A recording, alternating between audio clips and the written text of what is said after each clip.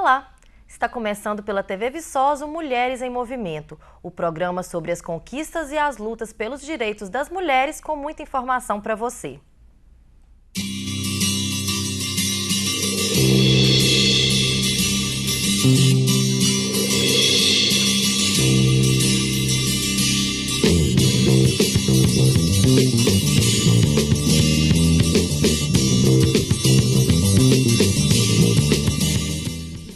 Nessa temporada, o Mulheres em Movimento está promovendo encontros com representantes de instituições e serviços para conversar um pouco sobre suas ações e temas de especial interesse para mulheres.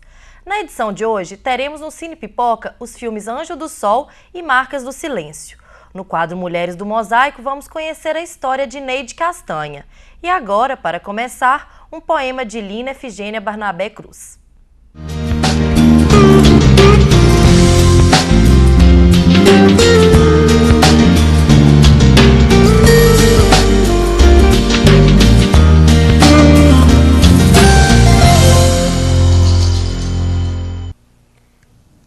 Esse pichain é uma sarna que não me deixa sossegar.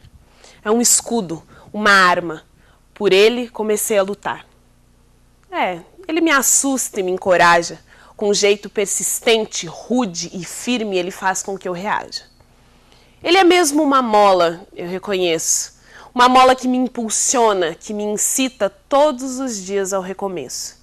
Que me exime, me liberta e redime. E sempre me emociona. Esse pichain não me dá trégua. E diz, vai, não se entrega. E diz, vai, não se entrega. Mas a verdade é que você e todo brasileiro tem sangue crioulo.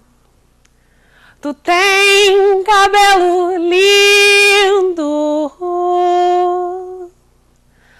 tu é sarará crioulo. E diz, vai, não se entrega. O assunto de hoje é a violência doméstica. Entendida como um problema de saúde pública, a violência doméstica atinge mulheres de todas as idades e também impacta de modo muito cruel crianças e adolescentes. A proteção da mulher encontra muitas dificuldades, mas é amparada pela Lei Maria da Penha. E as crianças mais vulneráveis têm ao seu lado o Estatuto da Criança e do Adolescente, o Conselho Tutelar e o próprio Conselho dos Direitos da Criança e do Adolescente.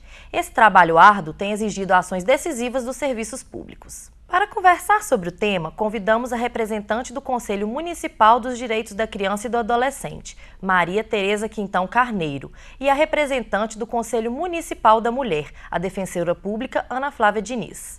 Olá, Ana Flávia. Olá, Tereza. Muito obrigada pela presença. Ana Flávia, de que forma que o enfrentamento da violência contra a mulher vem de encontro com o enfrentamento da violência contra a criança ou adolescente? Porque, na verdade, na maioria das vezes, a violência doméstica, ela acontece no âmbito familiar. E, geralmente, existem crianças e adolescentes que estão neste meio. Isso significa que a mulher sendo agredida, não somente ela é agredida, as crianças, os adolescentes, não só porque presenciam aquela situação de violência e tem que aprender a lidar com essa situação, como muitas vezes também são alvo dessa violência, desse agressor. Não raras vezes a gente vê o agressor como uma forma de manter a mulher, sob o seu comando. Ele ameaça os filhos, sendo dele ou não, pode ser de uma outra relação dessa companheira, ameaça matar, sequestrar, sumir com as crianças, Então, assim, é uma forma de violência que atinge diretamente essas crianças e esses adolescentes, seja porque a violência é dirigida a eles, seja porque eles presenciam essa violência em relação à sua mãe, E quando a gente combate a violência doméstica, por consequência, essa violência com a criança e o adolescente, pelo menos nesse aspecto, tende a diminuir. É claro que cabe ressaltar, e a Tereza tem mais condições de dizer isso, que a violência não é só do agressor. A gente sabe que quando a criança e adolescente, em muitas situações, a mãe também é agressora. Mas se tratando de violência doméstica, em que a mulher é a vítima, quando a gente consegue combater adequadamente essa violência, consegue tirar esse agressor do convívio dessa família, todo mundo tem ganho, inclusive a criança e o adolescente. Certo.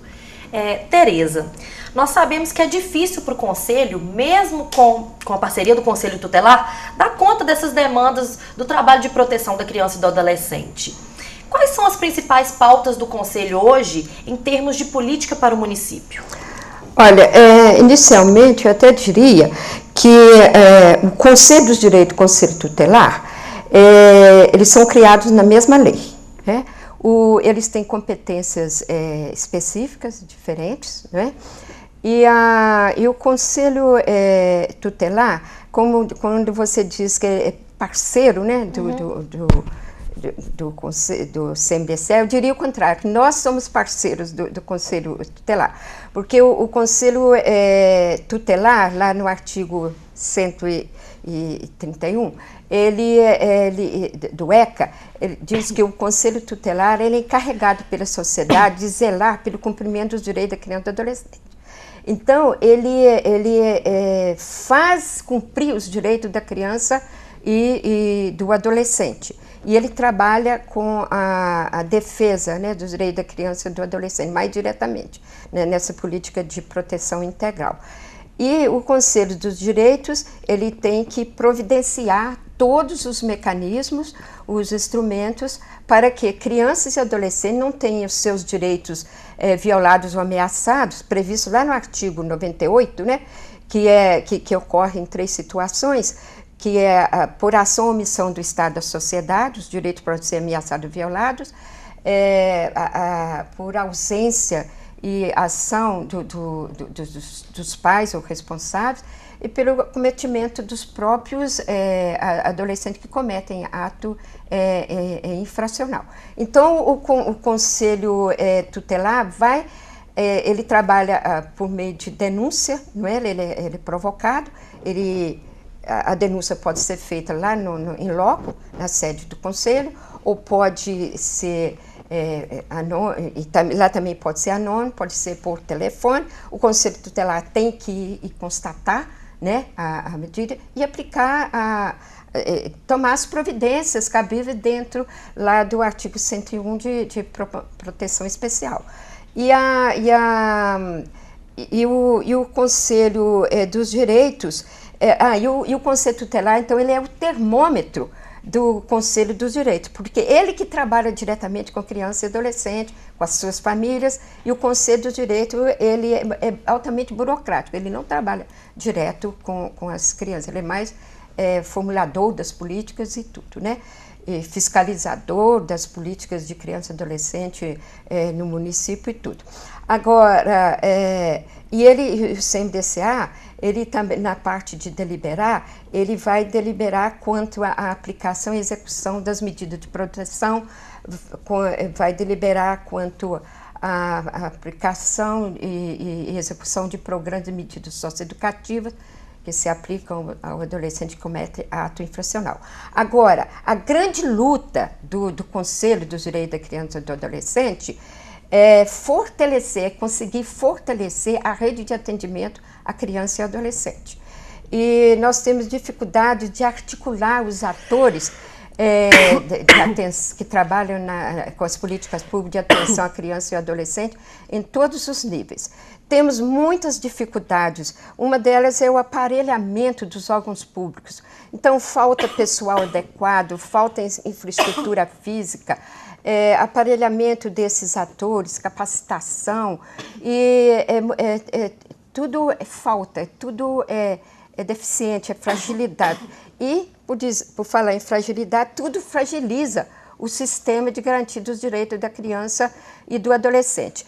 Então, nós temos, por exemplo, a questão de drogas e tudo. Lá no artigo 81 do ECAS, diz assim, uma das proibições, é proibido vender drogas e substâncias que causam dependência química, vender ou facilitar para criança e adolescente. Está lá na lei maior, mas onde estão os atores que fazem cumprir isso, que penalizam, sabe? Não temos. Outra coisa, nós não temos a vara exclusiva da infância e juventude. Nós temos o juiz da infância e da juventude de Viçosa, Dr. Omar Gilson de Souza Omar Gilson e desculpe, de Moura Luz, Omar Gilson de Moura Luz. Ele cumula a vara do crime com da infância e juventude. O CMDCA tem que trabalhar em cima disso. Temos trabalhado, mas sem sucesso, para trazer a vara exclusiva. Nós não temos uma infraestrutura satisfatória no Conselho Tutelar para operar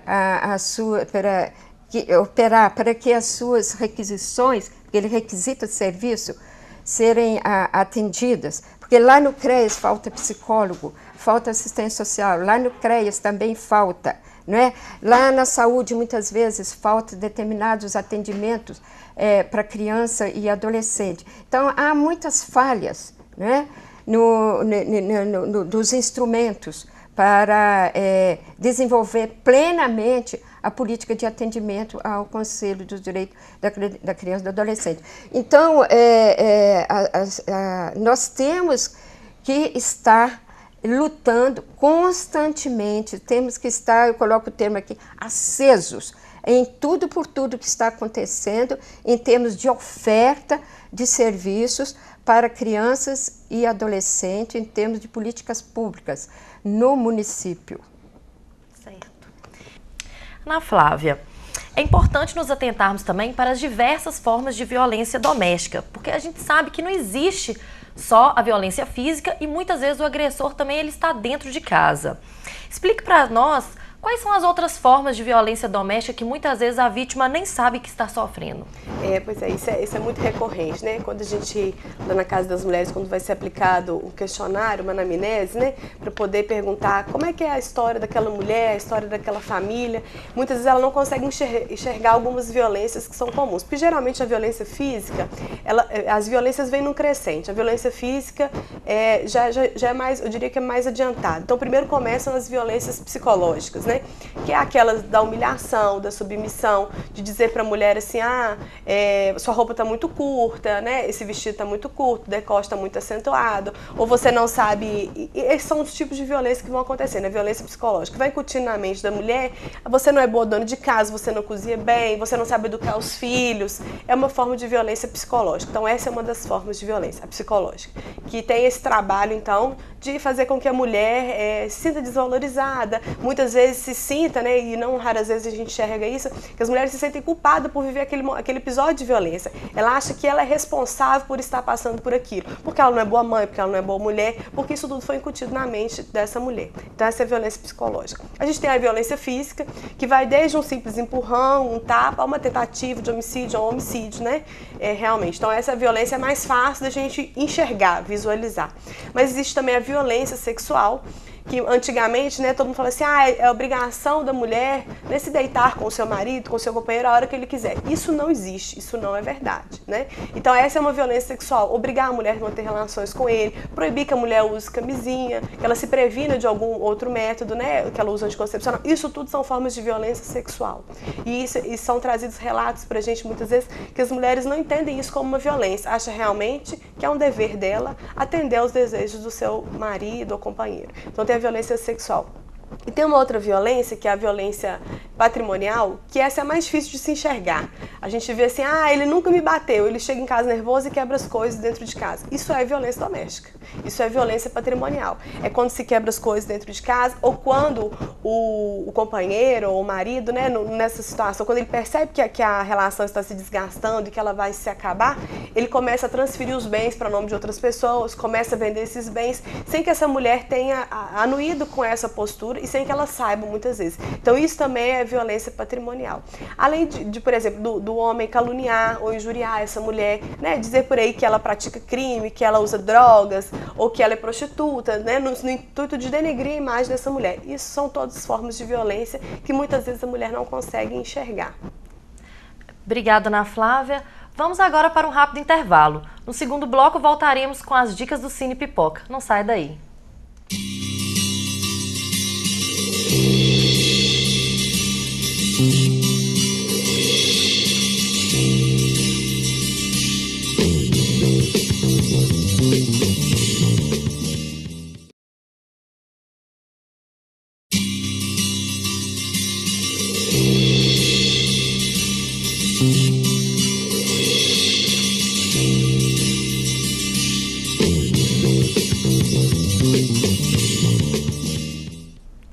voltamos com Mulheres em Movimento. Hoje estamos conversando sobre violência doméstica contra crianças, adolescentes e mulheres. E agora vamos conferir as dicas de hoje no Cine Pipoca.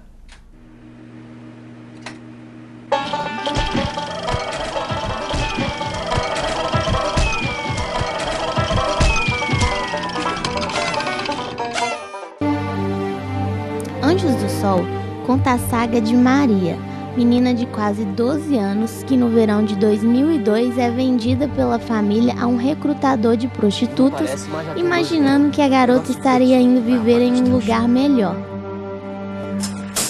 Depois de ser comprada em um leilão de meninas virgens, Maria é enviada para um prostíbulo localizado numa pequena cidade próxima a um garimpo na floresta amazônica. Começa às 8. Eu vou fugir. E o Saraiva te pegar? Dessa vez ele te mata.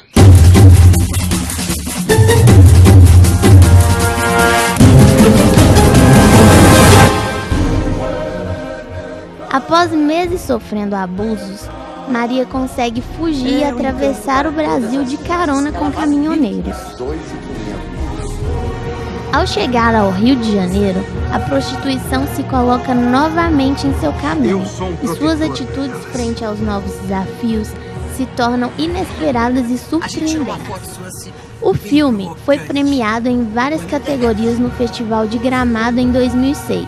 Também levou o prêmio de melhor ator dado pela Associação de Correspondentes de Imprensa Estrangeira no Brasil. Você tá indo pra onde? Pra qualquer lugar. The day I was born started off bad and only got worse. Em Marcas do Silêncio, filme dirigido por Angélica Huston, Annie é mãe solteira e dá à luz a Bona após um acidente. Por sorte do destino, Annie logo conhece Lyle, que assume a pequena Bonnie e lhe dá outra filha. Lyle morre num acidente e, com o apoio da família, Annie sustenta suas filhas. Sua carência, entretanto, a faz aceitar o pedido de casamento apaixonado de Glenn.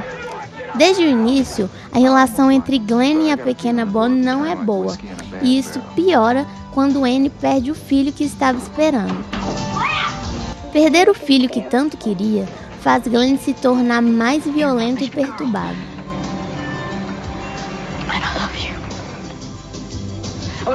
O filme retrata os abusos sofridos pela menina por parte do padrasto e a ambivalência dos sentimentos e atitudes da mãe em relação ao marido agressor. É destacada também a pressão social que as mulheres da família sofrem, o que as motiva para a escolha de maridos agressores ou que abusam psicologicamente delas. And they pay for it simply by the lives they lead. Yeah, he loves you all right, like a gambler loves a fast racehorse. Her life had folded into mine, but I was already who I was going to be. Like my mama, a bastard out of Carolina. Estamos finalizando o bate-papo de hoje com a Tereza Quintão, secretária do Conselho Municipal dos Direitos da Criança e do Adolescente, e com a presidente do Conselho Municipal da Mulher, doutora Ana Flávia Diniz. Vocês gostariam de acrescentar algum comentário, Tereza? Sim, a oportunidade foi excelente, né?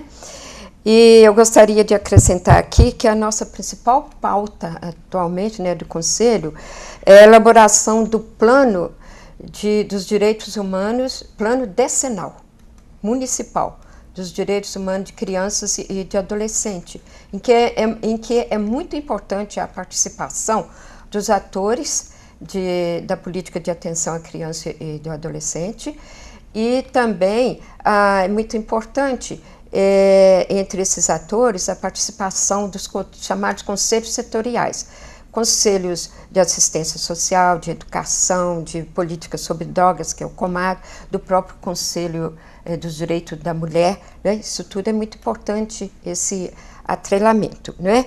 E uma outra coisa que eu gostaria de tocar aqui é sobre a campanha contra o abuso sexual de crianças e adolescentes, Aos poucos, a população vem denunciando esses casos, né? Aparecem muitos registros de casos de atendimento do Conselho Tutelar, e nós precisamos de trabalhar junto aos órgãos competentes, Polícia Militar, Civil, para desbandar essas quadrilhas, né, que abusam, né, aí, das crianças e adolescentes, como também a questão de drogas que vem infiltrando. Os traficantes usam muito, né, as crianças e os adolescentes. Então são situações que preocupam muito o Conselho dos Direitos da Criança e Adolescente. Idade penal é outra situação que nós somos contra, porque baixar a idade penal não é vantajoso, não é negócio, contraria tudo do Estatuto da Criança e do Adolescente. Nós temos que trabalhar, mais uma vez, são inseridos novamente na sociedade. Então, devemos lutar para não baixar a maioridade penal e devemos lutar para que as medidas socioeducativas sejam cada vez mais fortalecidas, porque a solução, o adolescente, finalizando, o adolescente que comete ato infracional, ele é capaz sim de recuperar, né? Com o nosso esforço, com a nossa paciência. Porque a mídia, ela exagera muito, ela generaliza. Um adolescente cometeu um crime violento, então, os jovens normalmente cometem crimes violentos. Não é tanto assim. Concluindo, né, eu agradeço aqui, em nome do Conselho, a nossa participação, especialmente aqui junto com a doutora Ana Flávia Diniz, né, a defensora pública do município e presidente do Conselho dos Direitos da Mulher. Estamos aqui sempre às ordens. Obrigada. Eu que te agradeço, Tereza.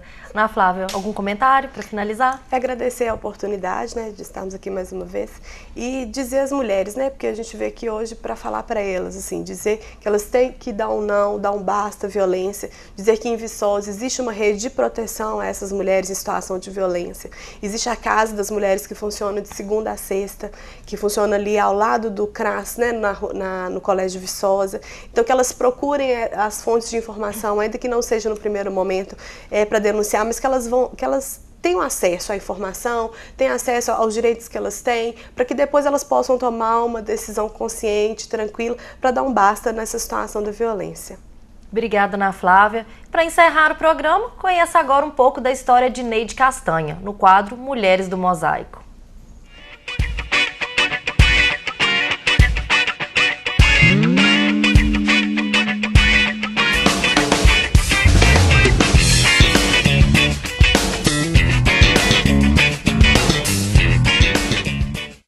Neide Castanha, reconhecida defensora dos direitos humanos, dedicou parte de sua vida a lutar contra a violência que estão submetidas crianças e adolescentes no Brasil. A atuação desta mulher notável fez dela uma singular referência no Brasil e no mundo no que diz respeito ao enfrentamento da violência sexual contra crianças e adolescentes.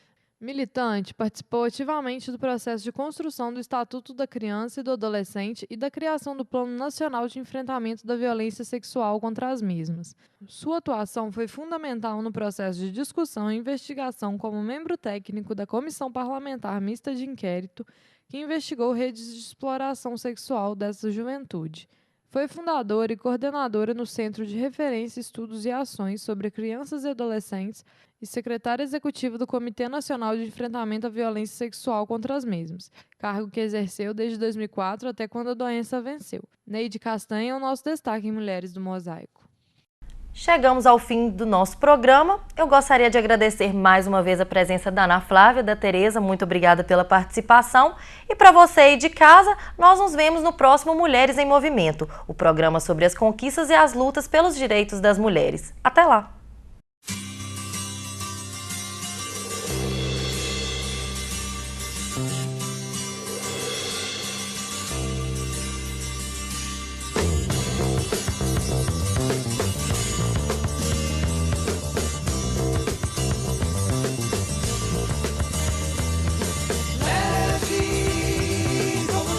pluma muito leve, leve pousa. Muito leve, leve pousa.